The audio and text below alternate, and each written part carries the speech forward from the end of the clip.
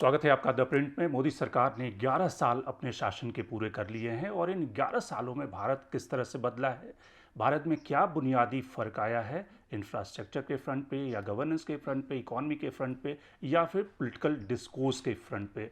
तो हमारे साथ दो मेहमान हैं, प्रोफेसर बद्रीनारायण जो इलाहाबाद यूनिवर्सिटी से हैं और प्रोफेसर आशुतोष कुमार जो पंजाब यूनिवर्सिटी के विशेषज्ञ हैं, पॉलिटिकल एक्सपर्ट हैं, और हमारे साथ हमारी कलीग नीलम पांडे हैं।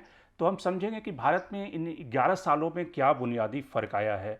तो शुरुआत करते हैं प्रोफेसर आशुतोष आपसे कि हम लोग एक लिस्ट बना रहे थे और देख रहे थे कि गवर्नेंस के फ्रंट पे या फिर जो हम कहते हैं, प्रधानमंत्री ने जो आज ट्वीट किया है, कई सारे उन्होंने ट्वीट किए, उसमें उन्होंने कहा कि जनधन स्कीम से लेकर किस तरह से मुद्रा स्कीम के ज़रिए भारत में जो भारत की ग्रोथ स्टोरी है, डीबीटी जिस तरह से ट्रांसफ़र होता पहले मनमोहन सिंह के ज़माने में होता था और आज के ज़माने में कितना फ़र्क आया है। तो आप किस तरह से देखते हैं कि इन 11 सालों में क्या बदला है गवर्नेंस में, इकॉनमी में या फिर पूरे पॉलिटिकल डिस्कोर्स में?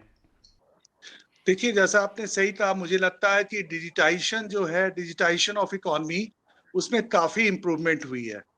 आज आप देखते हैं कि mobile users, smartphone users India में मेरे ख़्याल में चाइना के बाद सेकंड लार्जेस्ट है। फिर आप कहीं भी जाएँ, अभी एक मैं विलेज में आया हुआ हूँ, हर जगह व्हाट्सएप चलता है, हर जगह आप पेटीएम से आप ऑनलाइन पेमेंट करते हैं। तो ये एक तरह से एक क्रांति हुई है। जो आईटी सेक्टर में आप कह सकते हैं कि डिजिटाइजेशन, और हर चीज ऑनलाइन है। आपका जो मतलब लैंड रिकॉर्ड हो, मतलब टेक्नोलॉजी का यूज काफी बढ़ा है मोदी जी के रिजीम में पिछले 11 साल में। मैं नहीं कहूंगा पहले नहीं था, लेकिन इन 11 सालों में इसमें काफी प्रगति हुई है डिजिटाइजेशन ऑफ इकोनॉमी से। और उसका फायदा ये हुआ है कि ये थोड़ा करप्शन को भी कम करता है और लोगों को भी सुविधा देता है। जैसे आपने direct transfer of public money का भी बात करा, जो डीबीटी एंड ऑल, तो उसमें भी काफी इंप्रूवमेंट हुआ। आपने कोरोना टाइम में देखा कि इसके कारण बहुत सर्वाइवल रेट बढ़ा। तो ये एक उपलब्धि मानी जाएगी। दूसरी उपलब्धि मैं समझता हूँ कि इकोनॉमिक ग्रोथ रेट अभी जो है रिसेशन के बावजूद इंडिया का काफी अच्छा है। तो मतलब अगर 6% 7% है ग्रोथ रेट, तो अगर आप चाइना का अभी उस पर क्वेश्चन मार्क उठ रहा है, तो India is still among the fastest growing economy, जो कि अगर आप लार्ज इकोनॉमी की बात करें तो ये भी एक कंसिस्टेंट ग्रोथ रेट रखना मोर देन 5%। और वो इस समय जब ग्लोबल इंस्टेबिलिटी है, रिसेशन का मामला है, तो ये भी एक उपलब्धि मोदी जी की मानी जाएगी। तीसरी जो उपलब्धि मैं कहूँगा, जो अभी पिछले 11 साल में हमने देखा कि भारत की जो इमेज है, मतलब एक एक्सटर्नल जो स्फीयर देखते हैं, वहाँ पे भी भारत की प्रतिष्ठा विश्व रंगमंच पर बढ़ी है। इसमें कोई संदेह नहीं है। अगर आप देखें तो भारत, अब इसका कारण केवल मोदी जी का शासन नहीं है, इसका कारण ये भी है कि भारत एक बहुत बड़ी आर्थिक व्यवस्था है। भारत के जो मिडिल क्लास है वो among the largest middle class है। India is a big market. India का जो ह्यूमन कैपिटल है वो बहुत अच्छा है। दूसरी बात मैं कहूंगा कि पॉवर्टी लेवल पे भी जो एक्सट्रीम पॉवर्टी थी, उसमें एक सुधार आया है। मैं नहीं कहूंगा कि ह्यूमन पॉवर्टी और इनकम पॉवर्टी बिल्कुल खत्म हो गई है इंडिया से, लेकिन जो एक्सट्रीम, जो जिसको कहते हैं lowest of the low, least advantage people, वहां पे इम्प्रूवमेंट है।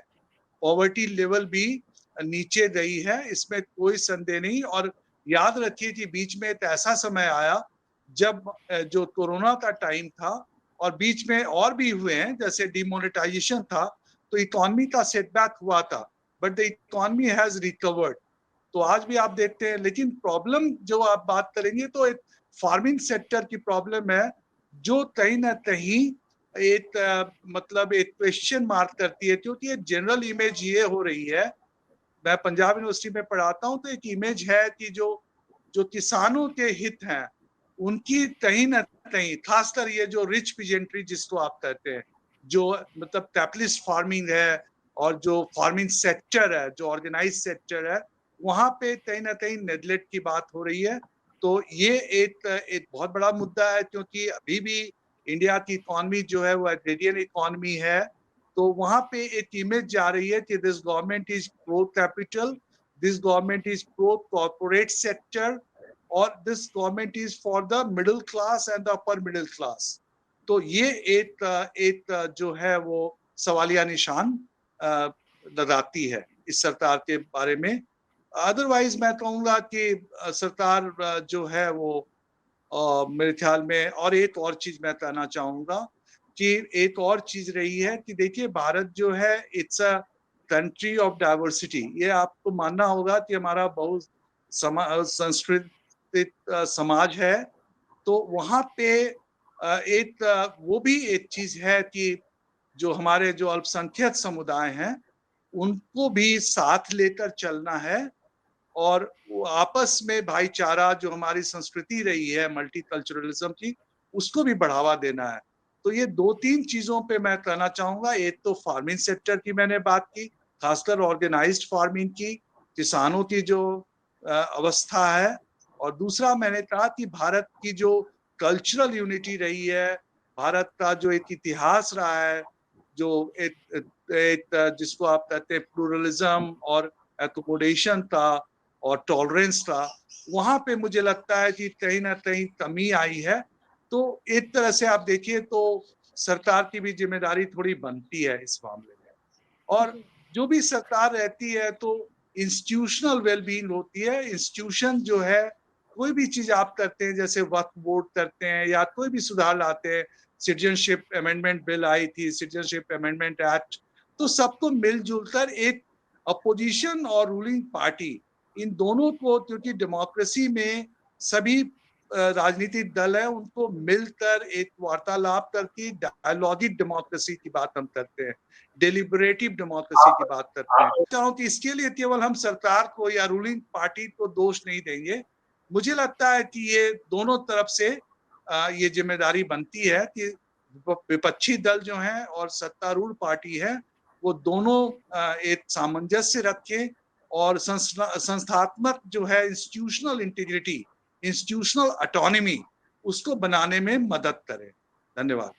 बद्रीनारायण जी, अगर हम 11 साल मोदी गवर्नमेंट की बात कर रहे हैं, अगर आपसे पूछा जाए तो एक डिफाइनिंग अगर लेगेसी की बात करनी होगी, तो आपको क्या लगता है एक डिफाइनिंग लेगेसी क्या होगी मोदी गवर्नमेंट की? खासकर कई लोग बात करते हैं सेंट्रलाइजेशन की, कई लोग बात करते हैं कंसोलिडेशन की। आपके हिसाब से क्या है?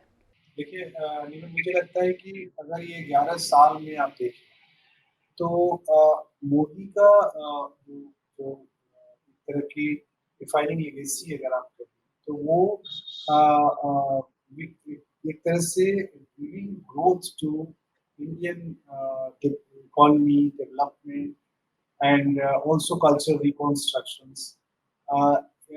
हर क्षेत्र में एक विकास के बड़े लक्ष्य को रख करके, और वो विकसित भारत का 2047 का जो लक्ष्य है वो उनका एक बड़ा पैराडाइम है। और उस पैराडाइम के कहते हैं ना, नदियां होती हैं, जो सारी नदियां आती हैं और फिर एक महासागर में मिलती हैं। तो महासागर और विकसित भारत 2047 है, और ये सारी नदियां हैं, वो सारे पॉलिसीज हैं उनका।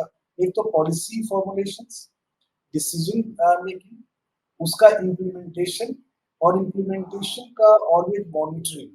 और कहते हैं ना, जो पहले कहते थे कि 1 रुपए चलता है और 15 पैसा पहुंचता है, वो वास्तव में उस रिसोर्स को, जनता का रिसोर्स है, जो डेमोक्रेटिक रिसोर्स है, डेमोक्रेसी लेड स्टेट का रिसोर्स है, जो जनता का ही पैसा है, उसको जनता तक पहुंचाने में एक बड़ा काम हुआ है। और उसकी एक बड़ा प्रतिशत मुझे लगता है कि जनता के विकास के लिए जा रहा है। तीसरा जो है विकास, जैसे डेवलपमेंट का डिस्कोर्स तो पहले ही आ गया था, यानी 14 के पहले से डेवलपमेंट का डिस्कोर्स काफी इम्पोर्टेंट हो रहा था। लेकिन 14 के बाद मोदी जी ने सही अर्थों में विकास जो आपको दिखता है अभी,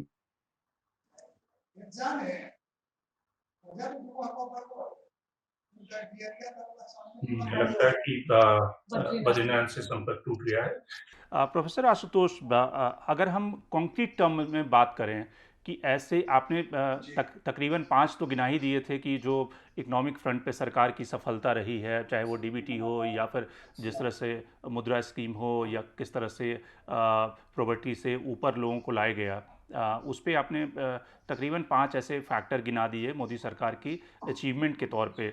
हाँ, तो दोनों से सवाल है, आप इसको एक तरह से 1 से 5 के उस पे आप बताएंगे कि जैसे कि वाजपेयी सरकार को इसलिए जाना जाता था कि वाजपेयी की जो बड़ी अचीवमेंट मानी गई कि उन्होंने पोखरण का टेस्ट किया, न्यूक्लियर टेस्ट किया, यूएस ने सैंक्शन लगाए, उसके बाद भी उन्होंने कोई समझौता नहीं किया। उसके बाद गोल्डन क्वाड्रेंगल का जो प्रोजेक्ट है वो वाजपेयी सरकार की एक बड़ी अचीवमेंट के तौर पे जाना जाता है कि अगर वाजपेयी को लोग याद करेंगे तो क्यों करेंगे। मनमोहन सिंह को लोग याद करते हैं कि भाई उन्होंने सूचना का अधिकार का जो बिल लाया था, उसी तरह से मनरेगा और इस तरह से कई फैसले लिए। प्रधानमंत्री नरेंद्र मोदी को आप किन 3 फैसलों के लिए याद रखेंगे कि 11 साल में वैसे 3 ऐसे कौन से फैसले थे जो माइलस्टोन साबित हुए। बहुत सारे पॉलिसी डिसीजन होते हैं, वो कोई भी सरकार रहती है वो ठीक है, कमोबेश आगे पीछे वो पॉलिसी डिसीजन लेती है, उसमें कोई बेहतर ढंग से पॉलिसी डिसीजन लेती है, कोई थोड़ा स्लो होती है, लेकिन 3 ऐसे बड़े फैक्टर जिसकी वजह से मोदी जाने जाएंगे। मैं एक बात कहना चाहता था, एक फैक्टर मैं यहाँ पे गिनाना चाहता हूँ। वो जी। मुझे लगता है कि जो नारी सशक्तिकरण का जो बिल आया, जो ये 1996 से ये चल रहा था कि महिलाओं को आरक्षण दिया जाए विधानसभा में और लोकसभा में। 96 से ये चल रहा था, राज्यसभा से पास भी हो चुका था, पर लोकसभा में नहीं भेजा गया था।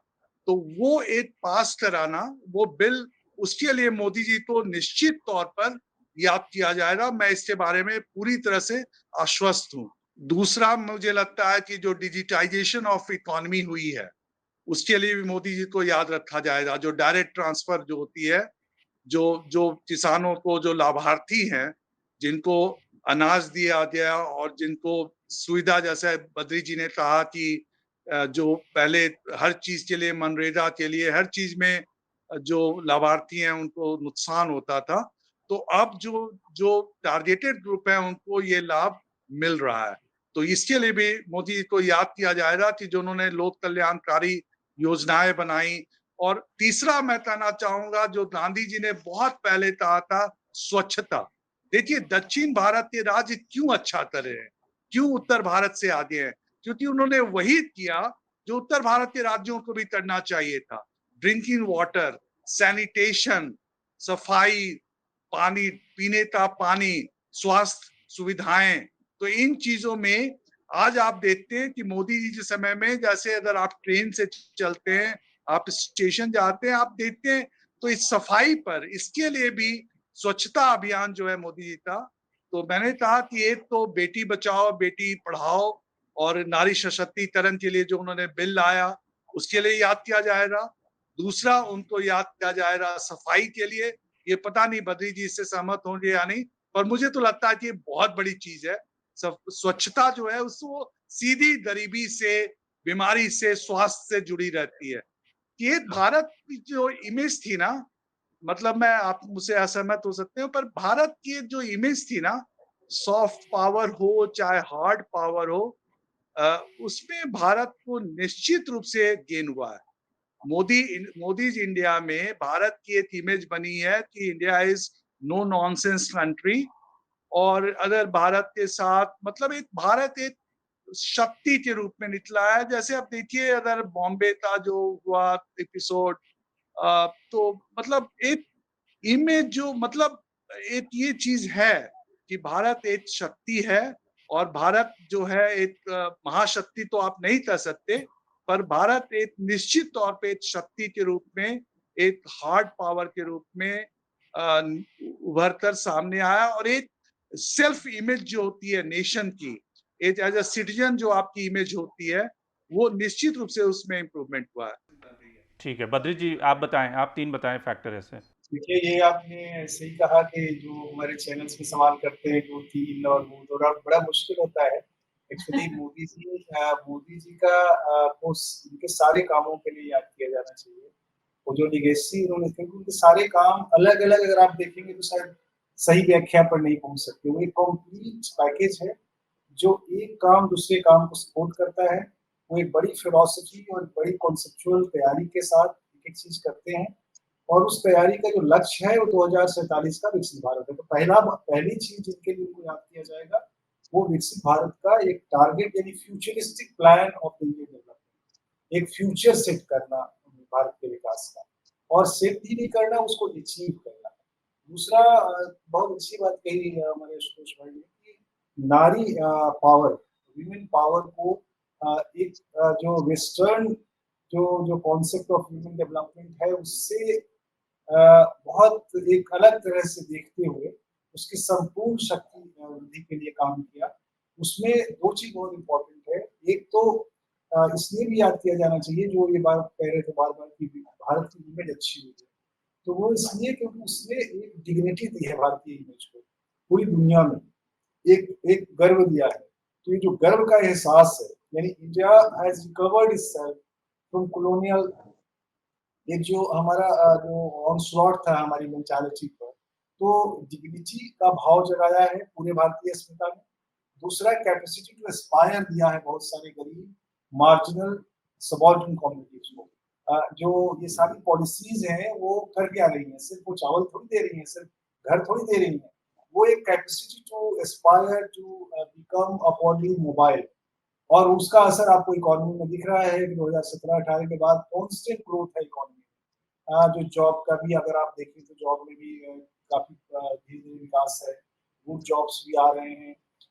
तो ये सारी चीजें इकोनॉमी का जो वो हुआ है। फिर इकोनॉमी सिर्फ अंकों में नहीं दिख रही है। सबसे बड़ी बात है जिस कारण से मोदी जी को याद किया जाना चाहिए कि इकोनॉमी हमारे का जो चेंज है वो हमारे जीवन में एवरीडे लाइफ में दिखाई पड़ रही है। जैसे मैं कहना चाह रहा था कि सड़क का बनना, आपको हॉस्पिटल्स, आयुष्मान की सुविधाएं, यानी सारे जो गरीब हैं वो लोन लेकर के फिर से गरीबी में चले जाते थे। उनको निकालने के लिए आयुष्मान जो भारत योजना है, जनधन योजना, जिसके कारण जो डिजिटलाइजेशन की बात हो रही है, उससे वो बार-बार और कई बार कहा जाएगा कि उससे बहुत फायदा हुआ है हमारे पॉलिसीज का बेहतर इम्प्लीमेंटेशन। और फिर जो अच्छा, है मैं ये सॉरी, जो जो बोलिए यूथ्स बोलिए। है हमारे, युवा शक्ति को भी एक खास तरह से एक नई तरह की फ्यूचर की तरफ ले जाना, टेक्नोलॉजी, एआई, बहुत तरह की जो पहले क्या था कि वो हमारे एजी ऑफिस आईएएस की तैयारी करते रहते थे लड़के, और आईएएस में नौकरी नहीं मिली तो एजी ऑफिस में नौकरी मिल जाती थी वो 10 साल की प्रिपरेशन के बाद। अब एक नए ड्रीम, नए एस्पिरेशंस को यूथ के बीच पैदा करना, is a very inspiring leader. मतलब वो सिर्फ एक प्राइम मिनिस्टर नहीं है, सिर्फ एक गवर्नेंस का काम नहीं करते हैं, वो एक तरह से कैटलिस्ट हैं जो एक इंस्पायर करते हैं लोगों को फॉर। तो वो कंप्लीट कंपोजिट रूप से आप मोदी जी के कामों को देखिए, उनके एक्शंस को देखिए, governance action and non governance action, जो वो अपील के एक्शंस होते हैं, उनको अगर आप जोड़ेंगे तब मोदी जी समझ में आएंगे, और मोदी जी का 11 साल आपको समझ में आएगा। और 11 साल का एक भी काम आप अलग करके नहीं दे सकते। वो हर काम, एजुकेशन का जो पूरी न्यू एजुकेशन पॉलिसी है 2020 में आई है, वो बहुत आप अभी नहीं दिख रहा है उसका असर, लेकिन अगर आप देखिएगा अगले 10 साल में उसका असर आपको दिखाई पड़ेगा।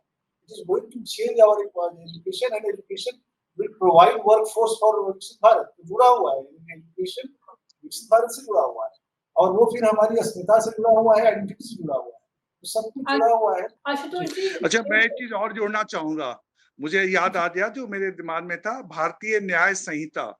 तीसरी चीज है वो भारतीय न्याय संहिता है कि उन्होंने बहुत सारे कॉलोनियल लॉज को रिपील किया। और भारतीय न्याय संहिता, अब उसके बारे में 2-3 राय हो सकती है, लेकिन निश्चित तौर पे एक पटाक्षेप हुआ।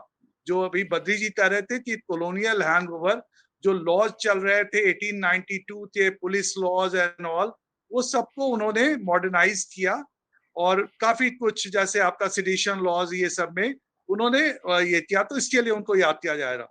और जहां तक ये बद्री जी ने कहा, जो कल्याणकारी योजना है वो तो सभी सरकार चलाती है, और आपने बहुत सही कहा कि मनमोहन सिंह की सरकार को याद किया जाएगा राइट टू एजुकेशन के लिए, राइट टू इंफॉर्मेशन के लिए, है ना। तो पंचायती राज के लिए भी उनको मतलब वो लिगेसी थी। इकोनॉमिक जो डेवलपमेंट थी, उस समय भी इकोनॉमिक ग्रोथ बहुत था। इनफैक्ट जब 2009-10 तक मुझे लगता है कि इंडिया का ग्रोथ रेट 8 to 9% था, और पिछले अगर 1991 से अगर आप देखें तो on an average 6% growth rate रहा है, बल्कि इधर ग्रोथ रेट कम रहा है। लेकिन इसको आप इस तरह से कह सकते हैं कि भाई अभी ग्लोबल रिसेशन है, ग्लोबल वॉर चल रहा है, यूक्रेन का चल रहा है, ऑयल क्राइसिस है, तो अभी सभी अगर रिसेशन है, तो अगर 5-6% ग्रोथ रेट है तो which is also quite good. Ashutosh ji, criticism की जब बात होती है तो खासकर कहा जाता है कि ऑपोजिशन का तो काम है क्रिटिसिज्म, किसी भी गवर्नमेंट का क्रिटिसिज्म करना, लेकिन अगर एक कोई ऐसी चीज़ है जो गवर्नमेंट जिसके लिए क्रिटिसाइज हुई है और आपको लगता है हाँ ये फेयर क्रिटिसिज्म है, इस पे अभी वो काम नहीं हुआ जो होना चाहिए था, आपके हिसाब से वो क्या एक चीज़ होगी? मैं तो कहूंगा कि एक जो आम धारणा बन रही है कि जो जो जो देखिए, कुछ जो इंस्टीट्यूशंस हैं वो ओवरसाइट जुरिस्डिक्शन है, जैसे इलेक्शन कमीशन ऑफ इंडिया है, जिससे मैं जुड़ा भी रहा। इलेक्शन कमीशन ऑफ इंडिया है, चाहे आपका कंट्रोलर एंड ऑडिटर जनरल हैं, जो कुछ संस्थाएं हैं जिनकी स्वायत्तता रखी गई, और उन एक जिनको fourth pillar of the fourth branch of the democracy कहते हैं आप, है ना। तो वहां पे कहीं ना कहीं ऐसा लगता है कि खासकर न्यायपालिका में भी अगर आप देखें, बेल मिलने में कितनी मुश्किल होती है, या किस तरह से कुछ लोगों को आप देखते हैं कि अपोजिशन पार्टीज के लोगों पे, जैसे ईडी है, सीबीआई है, तो कहीं ना कहीं इसमें तो प्रॉब्लम है ना, कि आप देखते हैं कि भाई ऐसे नेता हैं जो जिन पर आरोप लगे हुए हैं, और बाद में फिर वो अगर एक दल बदल लेते हैं तो फिर वो आरोप जो है ठंडे बस्ते में डाल दिए जाते हैं। तो ये मुझे लगता है कि एक जो अगर एक कमी आप कहेंगे, तो मैंने एक कमी पहले भी बताई थी, उस पर मैं बाद में आऊंगा। ये कमी है कि जो स्वायत्तता है संस्थाओं की, खासकर जो इंस्टीट्यूशनल ऑटोनॉमी होती है, वहां पे मुझे लगता है कहीं ना कहीं कमी आई है। आप देखते हैं कि जैसे राइट टू एक्सप्रेशन है, वहां पे भी आप देखते हैं कि मुश्किल आ रही है। तो ये तो मैं तो क्योंकि टीचर मैं कह रहा हूँ, जहां तक बद्री जी ने कहा नेशनल एजुकेशन पॉलिसी की, वो भी मैं मानता हूँ एक अचीवमेंट है, क्योंकि वो भी ठंडे बस्ते में पड़ी थी। पता नहीं कब से वो राष्ट्रीय शिक्षा नीति बनाई जा रही थी और वो हो ही नहीं रही थी इम्प्लीमेंट। तो मोदी जी ने उसको इम्प्लीमेंट किया, और वो बहुत अच्छी राष्ट्रीय शिक्षा नीति है। उसमें कहीं भी कोई आइडियोलॉजिकल एजेंडा नहीं है। मैंने पढ़ा है और मैंने उस पर लेक्चर भी दिया। मुझे लगता है वो बहुत ही अच्छा डॉक्यूमेंट है, और जिनके द्वारा बनाया गया वो बहुत ही प्रतिष्ठित विद्वान है, और उसमें बहुत अच्छी सोच है। मल्टी डिसिप्लिनरी बाउंड्री को तोड़ना हमारी यूनिवर्सिटी, पंजाब यूनिवर्सिटी ने तो लागू भी किया है, और हम देख रहे हैं, हम मिलजुल कर। आज भी बद्री जी मेरा आर्टिकल आया जो मैंने लॉ प्रोफेसर के साथ लिखा है ईपीडब्ल्यू में, है ना। तो हम लोग मिलजुल के काम कर रहे हैं। मुझे बुलाया जाता है आजकल, लॉ डिपार्टमेंट में बुलाया गया, इकोनॉमिक्स में बुलाया गया, तो अच्छा लगता है। एक मतलब जो हम लोग प्रोफेसर साइलो में थे ना, हर एक डिपार्टमेंट में बटे हुए थे, उसमें जी अंतर आ रहा है। जी ये भी एक अच्छी चीज। बद्री जी, आशुतोष जी, आप दोनों से सवाल है कि आपने एक चीज़ के लिए मोदी जी को कंट्रीब्यूट जो उन्होंने किया उसके लिए धन्यवाद नहीं किया। जो राइट विंग आइडियोलॉजी है उसका जो एक्सपेंशन जो किसी भी सरकार में अगर आप देखेंगे वाजपेयी सरकार में तो हुआ ही नहीं उस तरह से, और शायद गुलवलकर जी और हेगड़ेवार जी भी उतना नहीं कर पाए जितना कि मोदी जी ने किया है।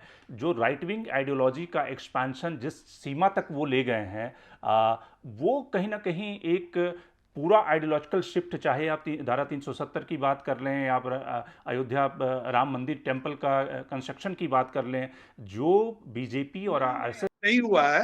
Indians are middle ground people. मैं तो भारतीय राजनीति के पेपर्स पढ़ाता रहा हूँ, लिखता रहा हूँ। मुझे लगता है राइट विंग थोड़ा राइट वर्ड शिफ्ट हुआ है, ठीक है, ये मैं मानता हूँ। राइट विंग जो कंजर्वेटिज्म, सोशल जो कल्चरल नेशनलिज्म, उसकी ओर झुकाव हुआ है। पर ये आप नहीं कह सकते कि रेडिकल चेंज हो गया ना, मैं नहीं मानता। Indian people are still middle ground. You can say that they are slightly right to the middle ground. जो पहले left to the middle ground थे, वो थोड़ा सा शिफ्ट हुआ है। पता नहीं बद्री जी क्या कहेंगे, पर ये अचीवमेंट नहीं होता, ये तो राजनीति है। मैं ये कहना चाहूंगा कि जो राइट विंग वर्ड है, ये कौन बोलता है? मुझे तो नहीं लगता कि मोदी जी कभी कहते होंगे कि राइट विंग शिफ्ट है, या संघ कभी कहती होगी राइट विंग शिफ्ट है। मुझे लगता है कि भारतीय मानस वही है जो भारतीय मानस, और जो विकास और गवर्नेंस की भी चैलेंजेस हैं वही हैं जो थे। बस ये है कि ये सरकार अब आत्म को एक्सप्लोर कर रही है, जो एक इंडियन भारतीय समाज की अपनी आत्मशक्ति थी, जिसको मैं कहूँगा जो शिफ्ट है, अगर शिफ्ट है भी तो उसको कई बार पॉजिटिव शिफ्ट के रूप में भी देखा जाना चाहिए। पहले हम सेकुलरिज्म वगैरह सब तो था ही, लेकिन हम अपनी आत्मशक्ति की तरफ इंडियन पैराडाइम की बात नहीं करते थे, भारतीय ज्ञान परंपरा की बात नहीं करते थे। भारतीय अस्मिता की बात नहीं करते थे। ये बातें यानी कॉलोनियल टाइम में होती थी, आज़ादी की लड़ाई में एक पूरी धारा थी जो ये बातें कहती थी। लेकिन वो बात फिर पिछले 40-50 सालों में जो एक खास किस्म की पॉलिटिक्स आई उसमें छुप गई।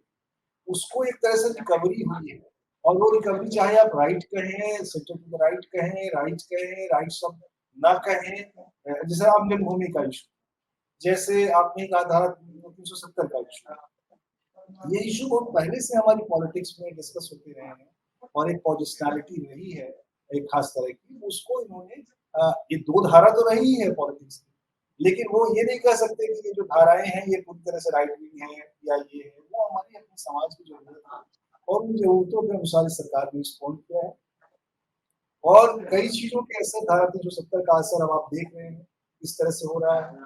यानी कई बार क्या होता है कि हमें विश्वास करना चाहिए कि जो परिवर्तन है, हो सकता है अच्छे के लिए। हमेशा शंका और संशय में नहीं रहना चाहिए। तो हो सकता है ये परिवर्तन जो हो रहे हैं अच्छे के लिए हो रहे हैं। ये जो राम जन्मभूमि का बनना है, काशी का जो पूरा रिनोवेशन जो टूरिस्ट इकोनॉमी बन रही है, रिलीजियस टूरिस्ट इकोनॉमी बन रही है, कुंभ का भी हुआ। तो ये सारी चीज़ें हमारी इकोनॉमी में एक बूस्ट दे रही है।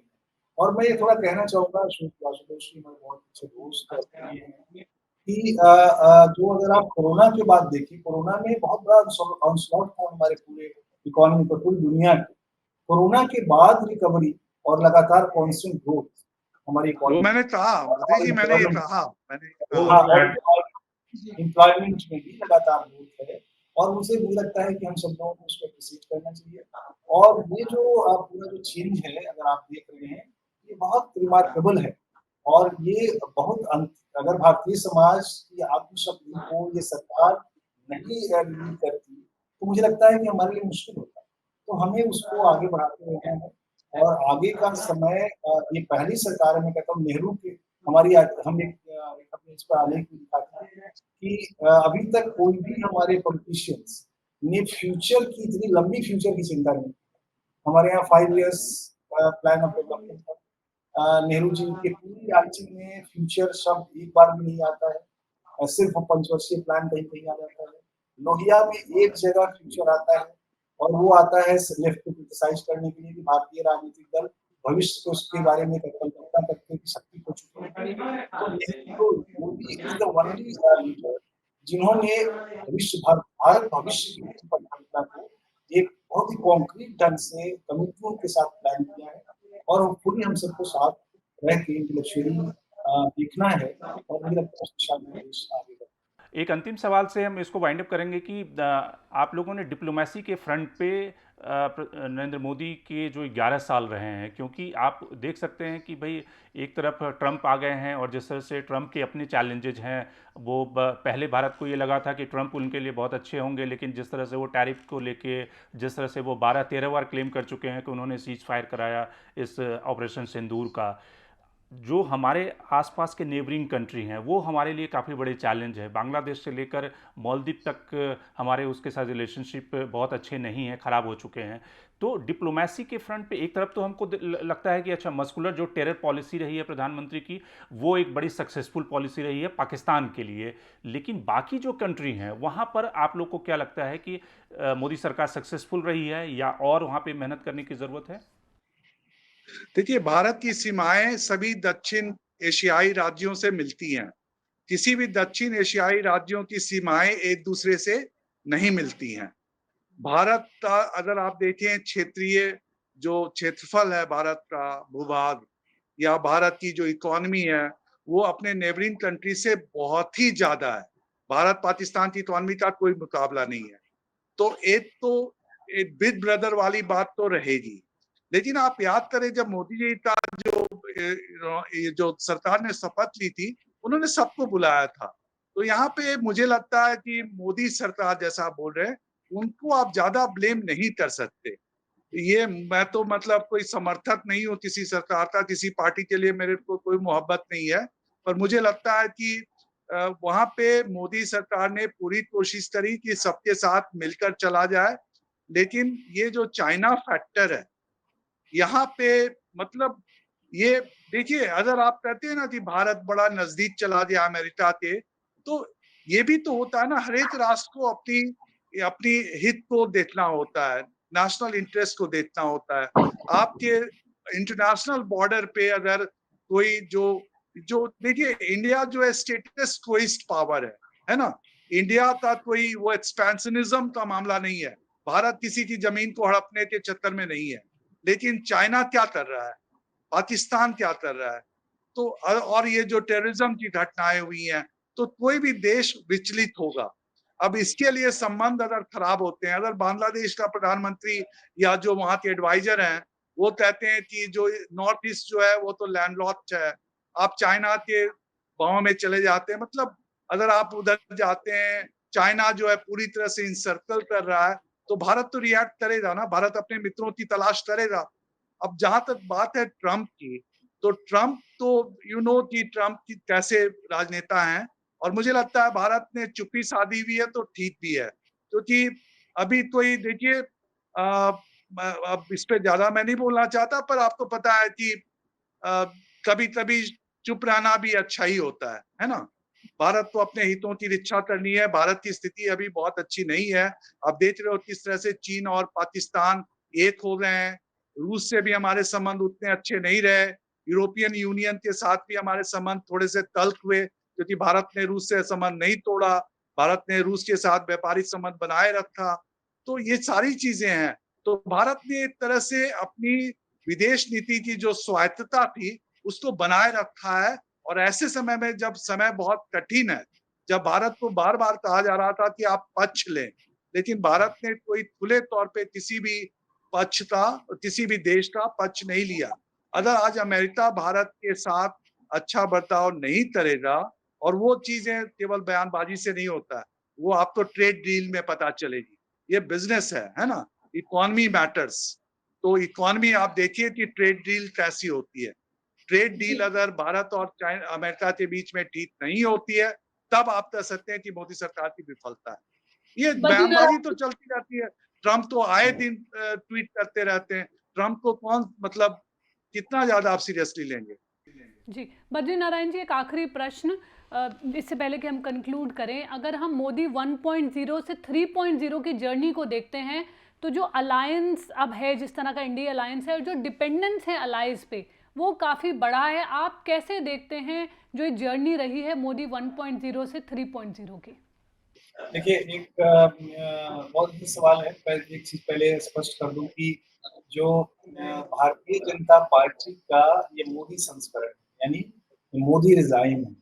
तो इसको मोदी सरकार कहा ही जा रहा है, पॉपुलरली ये टर्म मोदी है, क्योंकि मोदी एक ने बहुत सारी चीज़ें नई की हैं, जो the way of the conceptualization of politics, politics को डिफाइन करना, गवर्नेंस, बहुत सारी चीज़ें नई की हैं, जो तो मुझे लगता है कि उसको उस तरह से कहा जाना ही चाहिए। ये इसमें एक इंडिविजुअलिज़्म जैसा इश्यू नहीं भी है।